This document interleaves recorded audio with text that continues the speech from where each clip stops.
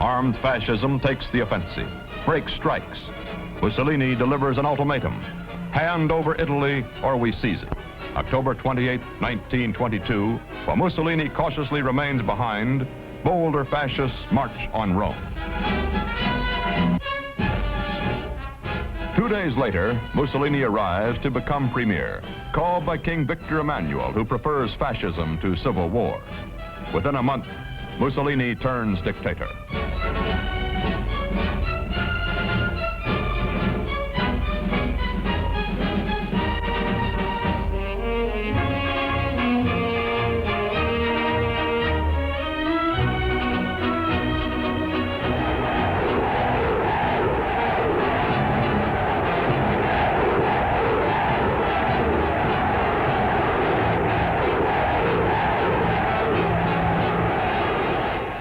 Soon the little king comes to hate Mussolini, his bad manners, bombast, broken promises, but grudgingly he does the Duce's bidding.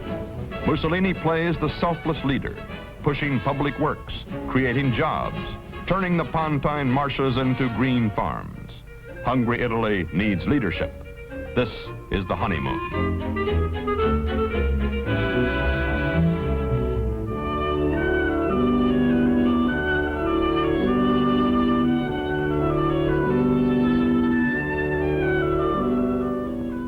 Italy rebuilds, grows healthy, but public adulation is corrupting her leader, converting Mussolini's cynicism into self-confidence, then egomania. To him, Italy has become his own.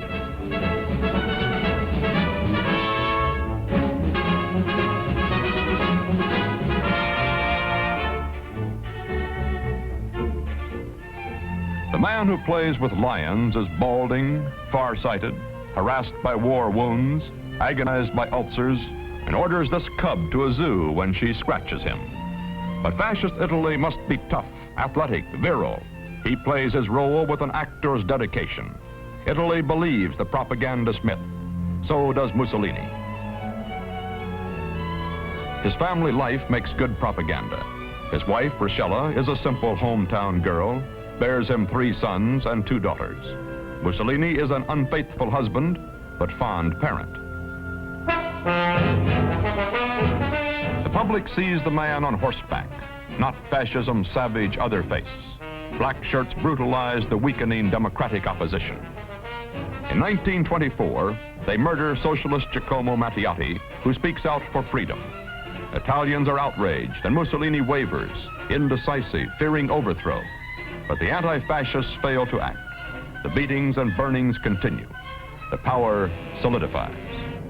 And through all of this, that essential of totalitarian rule, propaganda, unending propaganda, through every medium, forever shrilling the power of great leader and superstate.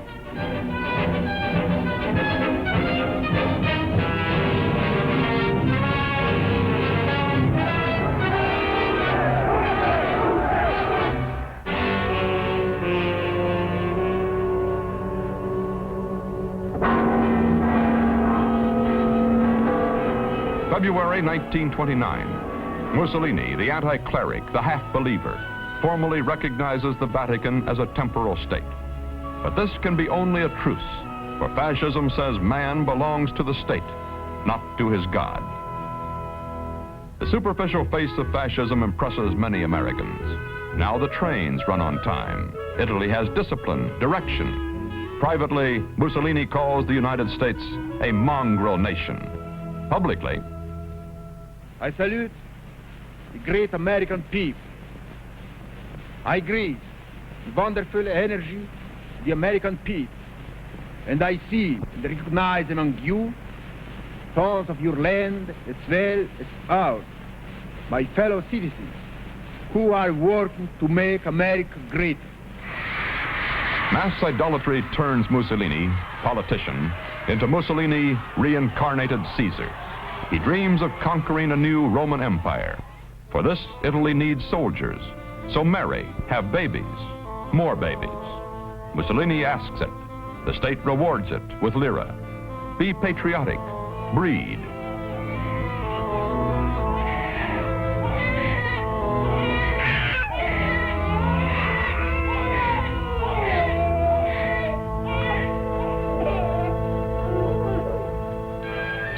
The goal is total indoctrination from childhood to the soldier's grave. Fascism crams young minds with Italy's destiny and the beauty of war.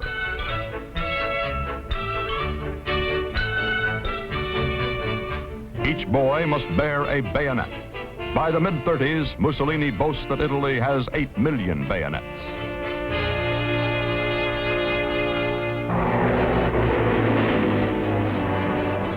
In 1934, an imitator meets Mussolini for the first time. Adolf Hitler, still uncertain in his new role of Führer, has borrowed openly from fascism and idolizes Mussolini. They meet at Stra, near Venice. The Duce treats his shabby admirer with easy superiority. Tolerantly, he listens to Hitler's plea for closer ties, then less tolerantly, as Hitler rants of Nordic superiority. Certain he can dominate him, the Duce later calls this strange German a madman. Humiliated, Hitler plans revenge against Mussolini's good friend, Chancellor Dollfuss of Austria. On July 25th, 1934, the Dollfuss children romp with the Duce's children at Mussolini's estate.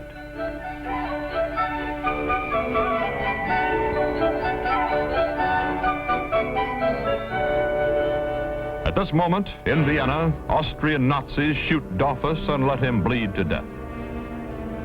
Dollfuss is buried, and Mussolini, furious at Hitler, orders his troops to the border to intervene for Austrian freedom. The Duce frightens the Führer. Unready for war, Hitler disowns his agents. The putsch fails, and Mussolini gets the credit. Europe hails the Duce as the savior of the peace. At Streza, France and Britain join him in an anti-German front. And now Mussolini offends the world. On October 2nd, 1935, he orders his people to war against Ethiopia.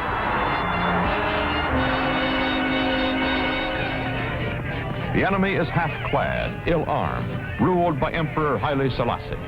A backward but proudly independent African people, their fathers had overwhelmed Italian aggressors in 1896. Mussolini promises Italy vengeance and empire.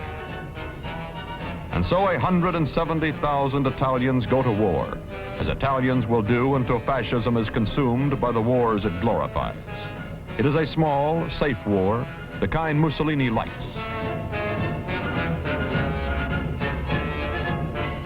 Even Bruno Mussolini volunteers. At the League of Nations, Italian diplomats boo Haile Selassie. His Majesty's Nicholas Haile Selassie. I call upon the first delegate of Ethiopia. Monsieur le Président, Monsieur le...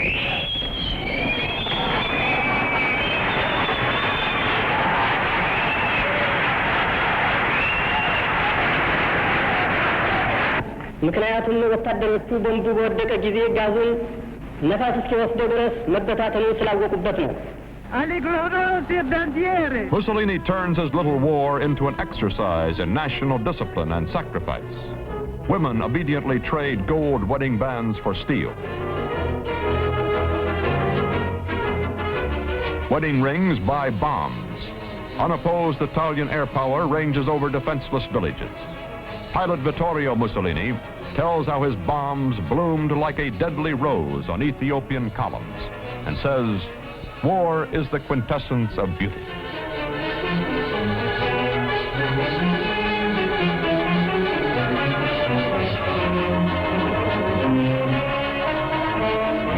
By May of 1936, Mussolini has won Ethiopia and doomed the League of Nations. Roma aveva Cesare, Virgilio ed Augusto.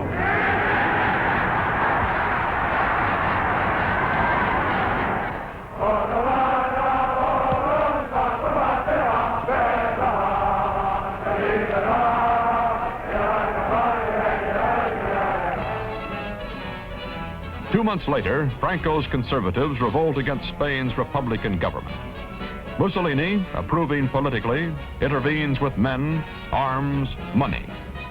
But war in Spain drags on until Italians grumble against their Duce. In 1937, Hitler invites Mussolini to Germany. What the Duce sees is beyond his wildest dreams. Overwhelming, brutal power organized to inflexible conquest of men's minds and freedom. The Rome-Berlin axis is formed, but now the coin has turned. Hitler, with his display of iron, is master. Mussolini, the camp follower.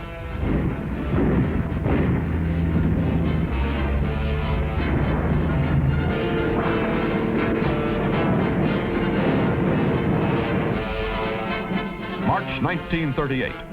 Certain of Mussolini's subservience, Hitler strikes, incorporating Austria into his Reich. Envious, the Duce imports the one thing he can have from Hitler, the goose step.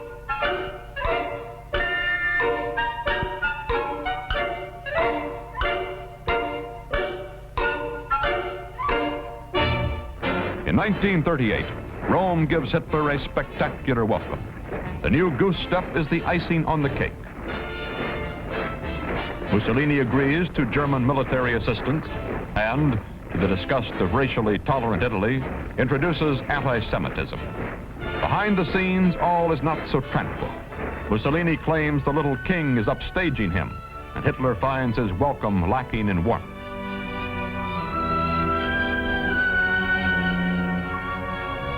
Publicly, all is unity. On parting, Mussolini says, "Henceforth, no force can separate us."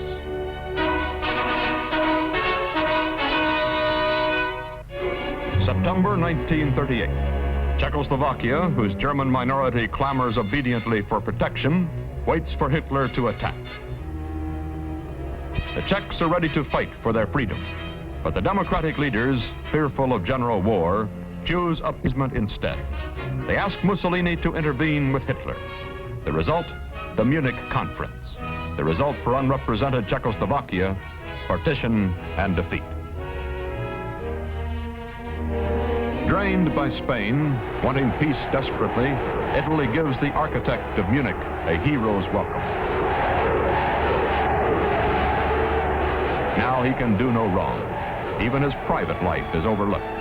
Italians only wink at his many women, the last being Clara Petacci, green-eyed, shapely, 29 years his junior. Some grumble over her influence, but she remains his last enduring passion.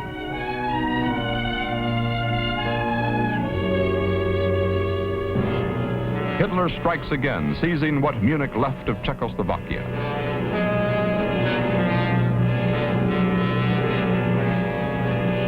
Mussolini feels compelled to attack someone.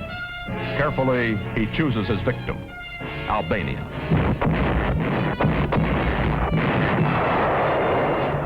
There's another safe little war against 1 million Balkan peasants. Victory is swift. Conquered Albania joins the new Roman Empire. September 1939, Hitler blitzes Poland and World War II begins. Italians want peace, and in the hour of decision, Mussolini wavers. His advisors warn Italy is unequipped for major war. Mussolini proclaims Italy a non-belligerent, a neutral favoring Germany. Victory follows German victory, and when the Führer and Duce next meet at Brenner in March 1940, Mussolini listens like an admiring schoolboy.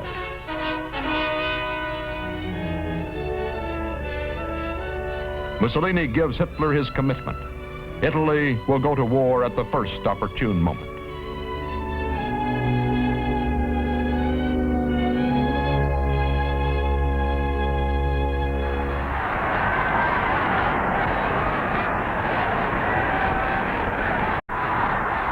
June 10th, 1940. Italians assemble to hear their destiny.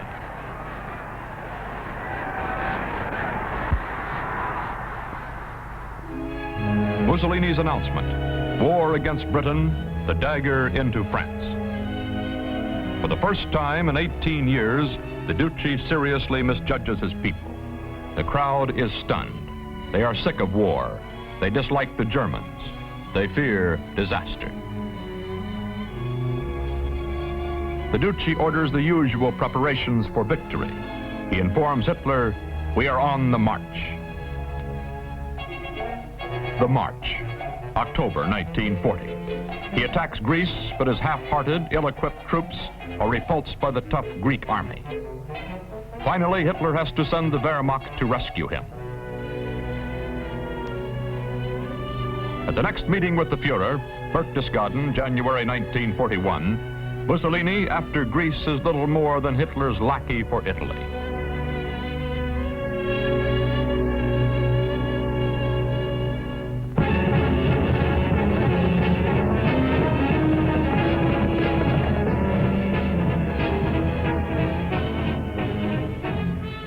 Crisis follows crisis now. He is in a big war, not in Ethiopia or Albania. The new ordeal is North Africa.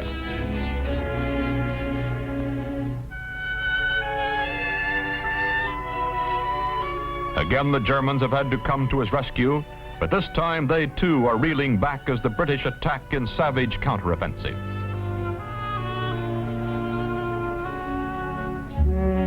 There is still adulation, but now he walks with the air of a poseur. Now people ask questions, have the audacity to complain.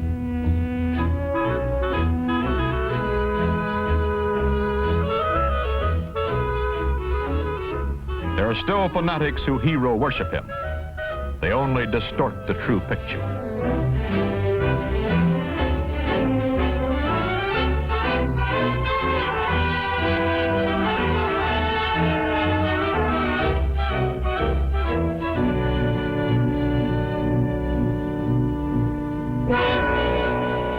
Military disaster becomes collapse. In November 1942, American ground forces join the battle in Africa. The beaten Axis army surrenders. Ahead lies invasion of Italy, his Italy. At home, hungry, despairing Italians see Sicily overrun in 38 days. For Italy, the fascist dream has become a nightmare. July 24th, 1943. The Grand Council of Fascism meets. The king is determined to overthrow Mussolini. By 19-6, the council supports Victor Emmanuel. The Duce is stripped of his power, then arrested. 6,000 feet up Gran Sasso, the broken gargoyle of Rome goes into exile. A new government proclaims armistice with the Allies. Then Hitler compounds Italy's tragedy. On September 12, 1943, German parachutists rescue Mussolini. They find a docile, mechanically smiling Duce, aging, sick, and eager to do the Germans' bidding. They fly him to his master.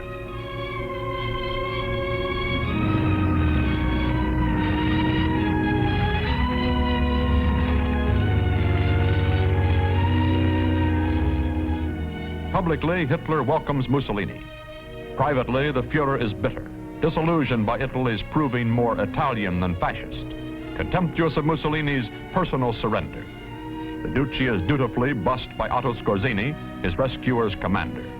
Then, pathetic and afraid, he pleads for return to his native Romagna and obscurity. Hitler will have none of it. He needs a symbol and sends Mussolini south to play the puppet.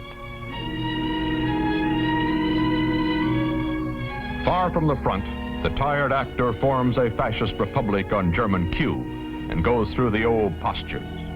Only Nazi power preserves the squalid fiction. His followers are the scum of fascism.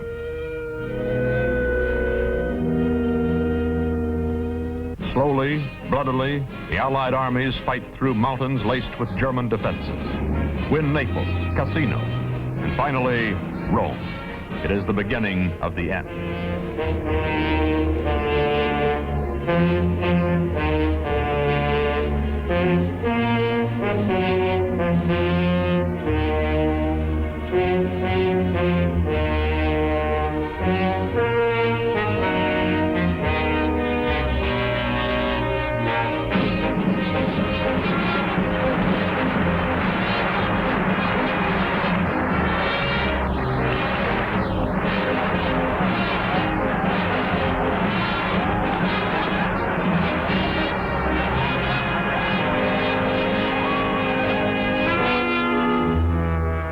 Hitler and Mussolini last meet July 20th, 1944. Scant hours after an anti-Nazi bomb wounds Hitler's right arm, which he holds stiffly to his side. In private meetings, Mussolini listens as the Nazi leaders quarrel, and Hitler screams accusations. Now, too late, the Italian realizes his German idol is irrational and doomed. Finally, Allied armies drive beyond the Po. Partisans swarm from hiding. Mussolini's fascist republic collapses. He flees northward and is captured.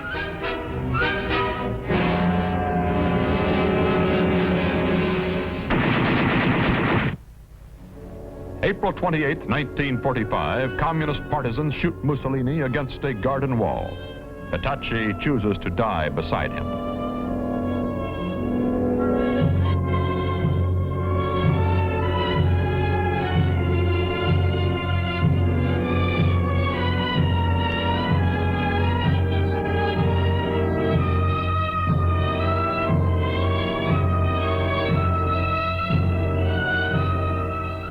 In 1957, Italy exhumes Mussolini's hidden body.